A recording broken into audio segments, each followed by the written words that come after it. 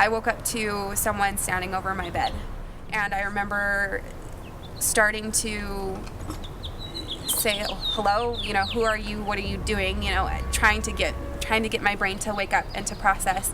And he didn't say a word. He just started to hit me in the face. And I just remember saying, please stop. I'll do whatever you want, just please stop. And I mean, at this point, I was convinced that I was going to die. I mean, why else would somebody be in my house in the middle of the night, and hitting me? I mean, why else would they be there? It's all I could think is I don't want to die. And then the next thing I know, he pulled me to the edge of the bed, and he started pulling my garments off. And I knew instantly, what he was going to do. He made me turn over and get on my hands and knees on my bed. And he pulled off all of his clothes, and I could hear him undoing his belt buckle and taking off his clothes. And he then started to have sex with me, and it was the most excruciating thing I've ever experienced.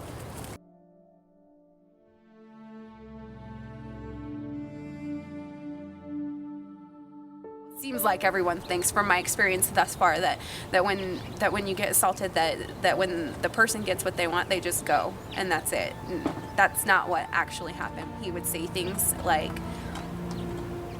you're so amazing, you're so wonderful, and I'm such a horrible person, I can't believe I'm doing this to you. And in one breath, calm, he's calm, and then in the next breath, he'd be telling me to shut the fuck up and to do whatever it was, and if I didn't, that he was going to kill me. On my husband's side of the bed, I would have to lay on his chest while he just held me, and I had to just lay there and wait to see what was going to happen next.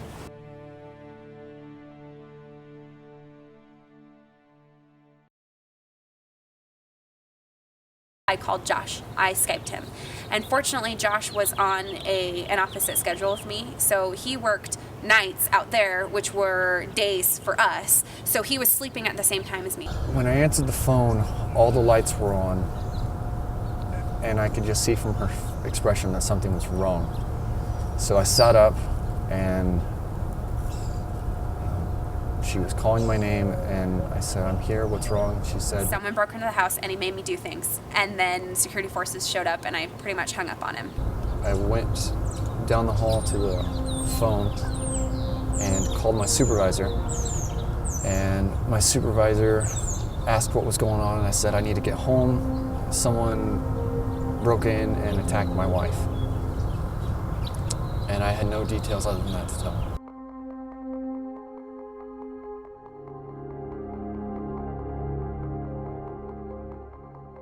It was about 12 hours from the time that I got the phone call that my first sergeant said, hey, we've got a plane ticket for you.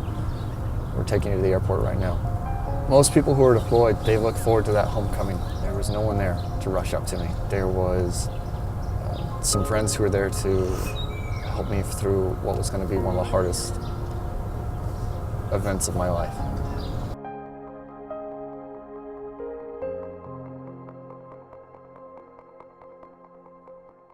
The invasion into my life didn't stop when the man left my house. It didn't stop. It kept going. And I kept having to repeatedly expose myself over and over again, just so he could get caught. And the guy they arrested was my immediate coworker. Someone who I had a desk with, probably no further than 5-10 feet from me. And I couldn't believe it. When I went back to work, they said, hey, because he's not here anymore, we need you to take care of all his programs that he was in charge of. So you're gonna have to go through his emails, and you're gonna have to find out where he was on these things and fix anything that's wrong with it. And it's gonna be getting inspected, so get to it. My NCOIC, he was one of the people that showed up that night. And he was very supportive until his other airman was arrested. I didn't really know what to do because the support had stopped. I didn't know what I was allowed to say or do.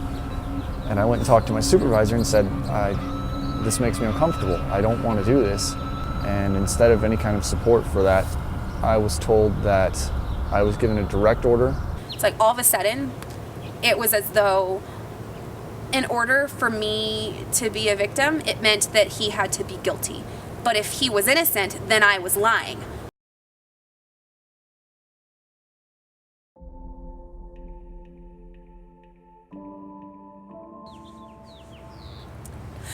For people to say that I was cheating on my husband is equivalent to them saying that I wanted it.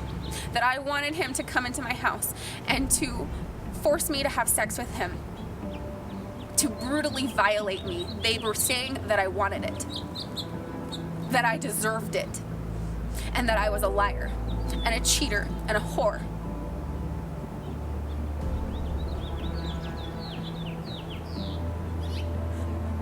And it was everyone. It wasn't just a few people, you know? It wasn't just a couple people. It was the whole base. I mean, and there were people who weren't gossiping, but it doesn't take very many people to spread a rumor and to ruin someone's life. Even after all the evidence came out, people were still spreading rumors and saying that they didn't have the whole story and that everything got twisted in trial and that, you know, they were still trying to say that it wasn't true. It's horrible. Nobody takes sexual assault seriously. I heard my husband's coworkers joke so many times about the briefings and call them death by PowerPoint, and they'd roll their eyes and say, well, this is stupid, this doesn't apply to me. And that attitude turned into calling me names and treating me like crap. And I just can't but think, you know, if you had been there that night, like if you had watched all of this, would you be saying all these things now?